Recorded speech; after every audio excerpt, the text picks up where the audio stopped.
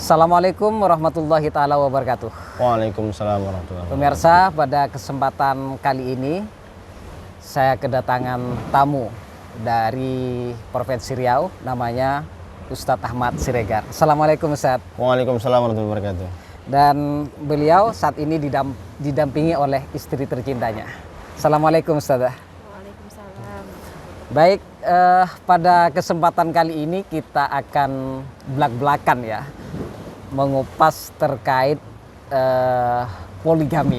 Wah, Kebetulan Ustadz UAS ini bukan UAS Ustadz Abdul Somad ya, tapi Ustadz Ahmad Siregar. Iya. Beliau berpoligami informasinya Ustadz, benar ya? Iya, benar. Nah, istri yang dibawa sekarang ini merupakan istri yang kedua. Kedua. Alhamdulillah. Nah, tentu masyarakat ingin mengetahui sebenarnya apa yang melatar belakangi beliau itu bisa poligami. Apakah memang benar-benar menjalankan syariat ataupun ajaran agama, ataupun karena faktor-faktor lainnya, pemirsa. Ini gimana Ustadz? Bisa dijawab Ustadz? Iya. Assalamualaikum warahmatullahi wabarakatuh. Ya, langsung saja Ustadz ya. Siap. Jauh-jauh kita dari Riau datang ke Tanah Madura ini, ternyata sampai sini mau ditanya masalah poligami. Ya, luar biasa nih. Iya. Tapi yang lebih ironinya yang nanya malah belum menikah. Ini masalahnya nih. Jadi Iya. agak sedikit gimana menjelaskan tentang persoalan poligami. Iya. Namun perlu saya sampaikan bahwasanya ini ya, poligami itu yang selama ini dipandang sebagai aib di masyarakat. Iya. Sebuah persoalan besar di rumah tangga, seolah-olah ini adalah perbuatan yang tidak baik. Iya. Justru saya menilainya tidak seperti itu.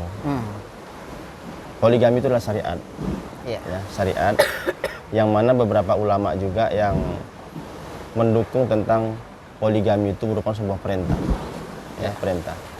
Namun apa sih persoalan di poligami sebenarnya? Sebenarnya nggak ada persoalannya. Yang membuat persoalan adalah kita. Oke. Nah, terutama. Itu untuk membedakan ini. Ya. Apakah memang benar menjalankan syariat atau hawa nafsu? Ya.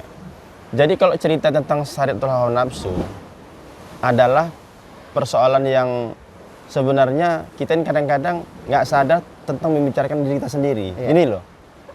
Namanya manusia pasti pakai nafsu. Iya. Baik itu poligami maupun monogami tetap nafsu. Jujur nih Ustadz. Ya. Ustadz poligami dengan Ustadzah, mohon maaf Ustadzah siapa namanya? Anis.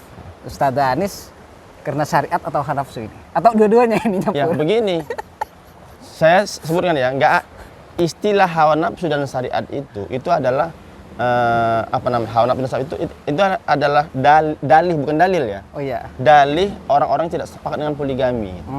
Sebenarnya nggak ada bedanya itu.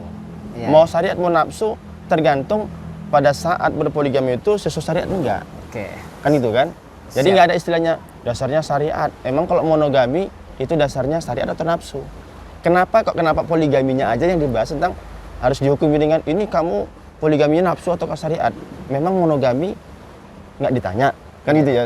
Meskipun nafsu itu kan yang penting dijalani dengan Yang paling proses penting, halal itu kan nggak masalah. Nggak masalah. Dengan proses pernikahan begitu ya. Oke, Ustadzah. Saya justru juga akan nanya ini kepada Ustadzah terkait poligami. Kok mau sih menjadi istri Ustadz Ahmad Siregar yang nomor 2 begitu? Mungkin mic-nya Ustadz. Qadarullah kan? Iya. Kita tidak tahu. Tapi Mungkin mic-nya, Allah Ustadz. selanjutnya Langsung ada dengar. Ya. kita tidak tahu kan, karena kita juga tidak meminta untuk menjadi yang kedua. Oh, iya. Apa kan? Tapi mungkin kan memang udah takdir dari Allah untuk menjadi yang kedua. Tapi saya bersyukur karena mendapatkan suami yang sekarang walaupun nomor 2, tapi alhamdulillah Tidak di nomor 2 kan? Artinya sama-sama. Kalau dibilang adil sih tentu saja, namanya manusia nggak akan bisa adil. Iya, Cuma iya. keadilan kan milik Allah ya kan. Tapi menurut saya ya beliau udah apa namanya ya beliau udah Maksimal dalam memberikan ini kewajiban gitu. iya seperti itulah ini. Oke, Ustadzah, Alhamdulillah. sebelum menerima sosok Ustadz Ahmad Siregar ini, apakah Ustadzah memang sudah tahu bahwasanya yang bersangkutan beliaunya sudah beristri atau tidak? Sudah. Dari awal saya sudah tahu kalau beliau memang sudah punya istri, memang sudah tahu saya dari awal. Iya. Dan mohon maaf, ini kan meskipun halal, tapi kan tren sekarang di tengah-tengah masyarakat itu dituding seolah-olah mengambil istri suami orang lain, pelakor lah gitu kira-kira. Ini gimana Ustaz? Ya sebenarnya sih banyak di apa namanya kampung-kampung ya kan. Iya. Orang berpikir kalau poligami itu nggak bagus dan apa namanya mengira istri kedua itu adalah seorang pelakor, tapi ya alam biarlah mereka berkata apa, yang penting kita menjalankan syariat sesuai syariat agama. Jadi karena daripada kita apa namanya istilahnya pacaran atau apa kan nggak baik kan. Iya. Lebih baik kita halal. Ustadz, cara membagi waktu ini gimana? Agama sudah menentukan kan, adil itu nggak mesti sama. Iya. Oleh karena itu ya kita situasional aja sesuai kesepakatan. Kesepakatan gimana? Apakah harus ada kontrak? Enggak, artinya begini, ketika kita mengatakan contohnya kepada istri kedua yang paling penting atau kan, bahwasanya contoh saya pribadi, istri pertama saya punya anak 4, ya kan, istri kedua saya tidak punya anak dan beliau anaknya 1 dan juga ikut kita di pondok pesantren, artinya beliau tidak punya tanggungan. Kemudian dari sini kita bisa menyimpulkan dari keadilan dari segi nafkah lahiriah ataupun belanja, kan tidak mungkin harus sama antara istri pertama dan istri kedua, tentu lebih besar istri pertama, itu yang pertama harus. Yang kedua, Ibu Ustadzah menerima ya? Insya Allah. Alhamdulillah. Yang kedua mengenai waktu, mengenai waktu kalau itu memang fleksibel, itu yang saya mengetahui, yang kadang-kadang kalau perkara waktu pengen ya semua istri pengen suami ini selalu bersama dengan dia. Iya. Nggak adil kalau nggak bersama-sama dia. Itu memang udah fitrah manusia. Tapi saya sebagai suami harus mengetahui. Contoh misalnya dalam pergi jalan-jalan, saya menentukan siapa yang layak saya bawa itu. Adalah saya menentukan siapa layak nggak dibawanya atau berapa lamanya. Itu saya yang mengetahui. Dan itu saya sampaikan. Kenapa saya bawa ini, alasannya ini. Saya ini alasannya ini. Nggak bisa perasaan itu menjadi sebuah penentu daripada sebuah hukum untuk keadilan. Karena kalau perasaan perempuan diikutkan, dia maunya pengen aja dibawa. Iya. Nggak adil ketika dia nggak dibawa, tapi ketika dia yang dibawa lebih lama, dia nggak pernah protes. Iya. Nah, gitu. Terkait itu Ustadzah Anis kan beberapa hari di Lembadora ini. Pernah nggak sering ditelepon istri tua gitu? Kok itu memang dalam hal itu nggak ada masalah. Kita sering telepon dan dia akan telepon jika perlu itu, karena kita kan telepon. Ya nelponnya bukan nelpon yang biasa Ustadz, tapi nelpon yang mungkin ada cemburunya kapan pula. Gitu. Kalau cemburu itu pasti ya.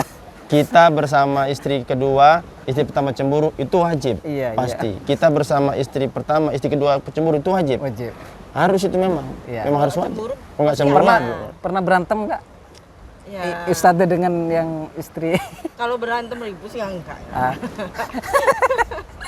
Tapi kalau paling tidak begitu akur, cakap. Biasa itu. Siap. Ini masih yang kedua, mau ketiga atau keempat Ustadz nanti? Kalau yang pertama, apakah nanti ada yang ketiga atau yang keempat? Wallahu a'lam bishawab. Ini sudah tentukan. Kalau ternyata takdirnya harus nambah lagi, kenapa tidak? Tapi memang untuk meredam konflik itu Ustadz ya, katanya jangan hanya 2. 3 sampai 4. Jadi konfliknya itu tidak begitu ini. Itu kan kalau berdua itu kan berdua itu hanya berdua itu yang sering. Itu kan rasional itu. Enggak, bukan syariat itu seperti itu kan. Oh gitu ya. Kita kan melihat bagaimana kondisinya. Kalau Allah tetapkan kita harus menambah, itu pasti akan dengan sendirinya. Kalau Allah tetapkan kita hanya 2, itu pasti hanya 2 saja. Ustadz sudah 2. Mohon didoakan. Semoga yang belum masih cepat ada gitu. Baik, pemirsa, demikian wawancara singkat kita dengan Ustadz Ahmad Siregar terkait poligami. Mungkin terakhir Ustadz, pesan kepada masyarakat terkait poligami ini seperti apa? Pesan saya begini ya, bahwasanya poligami itu adalah syariat, bukan mudarat, itu manfaat.